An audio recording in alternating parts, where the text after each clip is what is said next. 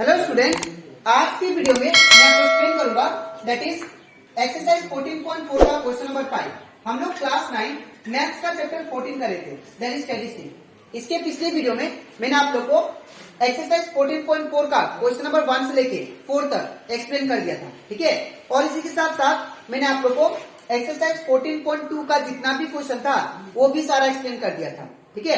तो अगर आपको सारा क्वेश्चन अच्छे से सीखना है तो आप लोग उसको मेरे YouTube चैनल में जाके उसको देख सकते हो, ठीक है। इसी के साथ साथ अभी तक मैंने क्लास 9 मैथ्स का chapter revision, chapter 1, chapter 2, chapter 3, chapter 4 and chapter 6 and chapter 7 and chapter that is 12 and chapter 14, इन सभी चैप्टर का जितना भी क्वेश्चन था, एक्सरसाइज क्वेश्चन और एग्जाम्पल क्वेश्चन, वो सारा एक्सप्लेन कर दिया, ठीक है। तो अगर आपको सारा क्वेश्चन अच्छे से सीखना है तो आप लोग उसको मेरे YouTube चैनल में जाके उसको देख सकते हो, ठीक है। मैंने हर एक चैप्टर का प्लेलिस्ट बना के अपलोड कर दिया, ठीक है। तो स्टार्ट करता है क्लास। यहाँ पे हम लोग को फाइंड क्या करना है, यहाँ पे बोला जा रहा है कि find the mean salary of 60 workers. यहाँ पे हम लोग को मीन सैलरी फाइंड करना है 60 वर्कर्स का, ठीक है। Of A factory from the following table. अब ये टेबल में आपको दैट इज सैलरी दिया हुआ है, ठीक है। और यहाँ पे आप लोग को नंबर ऑफ वर्कर्स दिया है।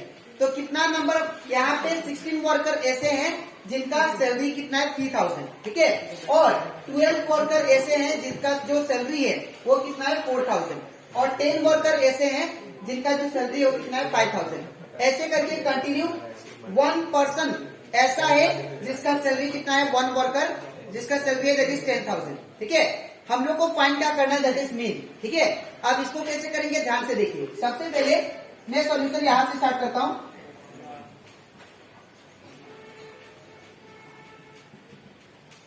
तो सॉल्यूशन में क्या करेंगे हम लोग, यहाँ पे मैं टेबल बनाऊंगा और वो टेबल में 3 बॉक्स होगा, ठीक है। तो यहाँ पे मैं टेबल बनाता हूं।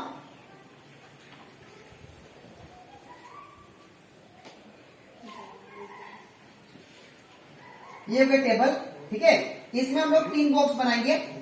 ये 1 बॉक्स, ठीक है, ये 2 बॉक्स और ये 3 बॉक्स, ठीक है। इसके बाद यहाँ पे जो पहला में होगा दैट इज यहाँ पे सैलरी इन रुपीज। इसके बाद सेकेंड में जो होगा वहां पे क्या होगा, और एक बात, ये जो सैलरी इन रुपीज है ये आपका क्लास मार्क है दैट इज एक्सआई है, याद रखिएगा ये आपका एक्सआई है। सैलरी इन रुपीज ये आपका क्या होगा, एक्सआई का वैल्यू। दूसरा नेक्स्ट जो आएगा वो आएगा नंबर ऑफ वर्कर्स। तो यहाँ पे क्या होगा, नंबर ऑफ वर्कर्स। तो जो नंबर ऑफ वर्कर्स है वो क्या होगा, एफआई होगा, ठीक है। ये एक्सआई और ये होगा एफआई। इसके बाद यहाँ पे क्या आएगा, एफआई एक्सआई, ठीक है। अब मैं नंबर को सारा लिखता हूं, 4 5 6 7 8 9 10। अब यहां पे अगर आप लोग ध्यान दो तो सबसे पहले यहां पे आएगा दैट इज सैलरी का वैल्यू कितना दिया है, तो सैलरी का वैल्यू दिया दैट इज 3000। तो यहां पे 3000 लिखेंगे।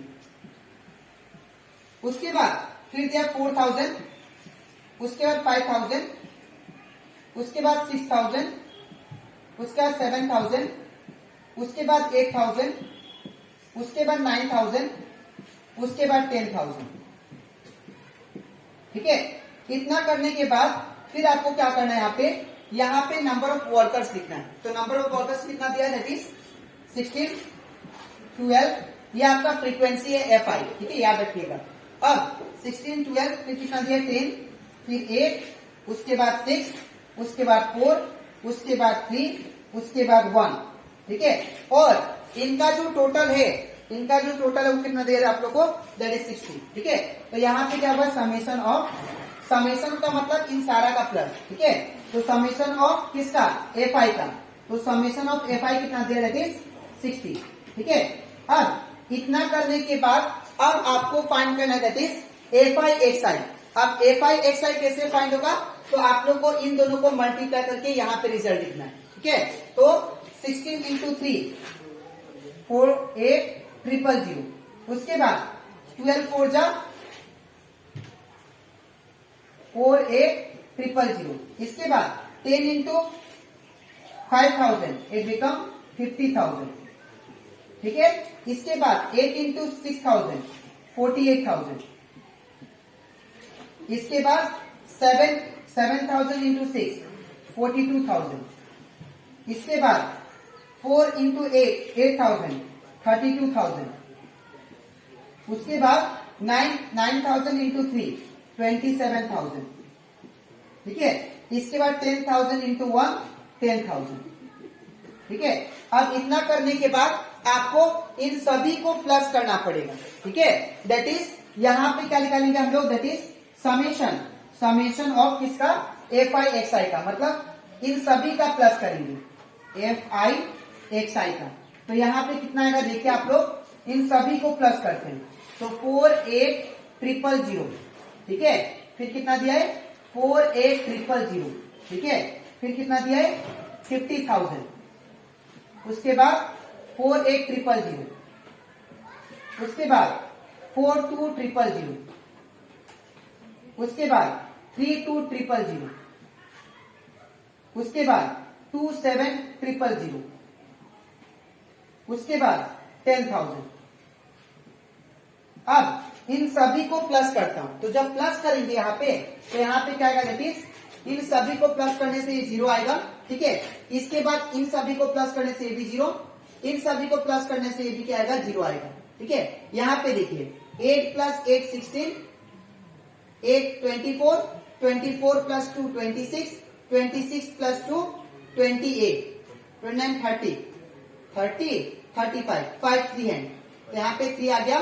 फिर 4 प्लस 4 दैट इज 8, 8 और 8 प्लस 4 12 और 13, 13 plus 4 that is 17, 17 plus 4 21, 21 plus 3 24, 24 25 26 27 plus 3 30। तो यहाँ पे कितना आ गया आपको 305,000। तो यहाँ पे क्या लिखेंगे 305,000। ये आपका क्या आ गया, summation of f i x i. ठीक है, अब इतना करने के बाद आपको क्या फाइंड करना था, मीन। तो इसके बाद ये इसके नीचे आपको ये लिखना है। ठीक है, मीन इक्वल टू क्या होता है formula, that is summation of f i x I divided by summation of f आई। ठीक है, अब हम लोग मीन को याद रखिएगा, हम लोग एक्स बार से रिप्रेजेंट करते हैं, मीन को हम लोग एक्स बार से रिप्रेजेंट करते हैं। ठीक है, तो एक्स बार इक्वल टू क्या होगा, दैट इज यहाँ पे summation of f i x i कितना दिया है, तो summation of f i x i आपका 305,000 दिया है, तो 305,000। इसके बाद समेशन ऑफ एफ आई कितना दिया है 60, तो यहाँ पे क्या होगा 60। इसके बाद ये 0 से 0 कैंसिल, तो ये कितना आएगा, दैट इज 305,000/6।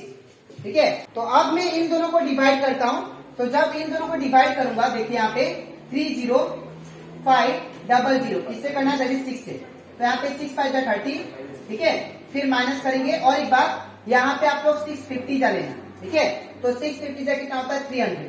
ठीक है, इतना करने के बाद फिर इसको माइनस करने से कितना आएगा, दैट इज 5 और एक 0 उतारेंगे। ठीक है, अब 6 8 जा कितना होता है 48, फिर माइनस करेंगे कितना आएगा, दैट इज 2, ये 0 उतर गया। फिर अब 6 3 जा कितना होता है 18, यहाँ पे 18, फिर माइनस कितना आएगा, दैट इज 2, फिर पॉइंट देंगे 0 आएगा, तो कितना आएगा 6 3 जा 18, और ये कंटिन्यूस चलते रहेगा। ठीक है, तो हमारा अप्रोक्स कितना आंसर आएगा, दैट इज मीन का x bar is equal to 50,803.3।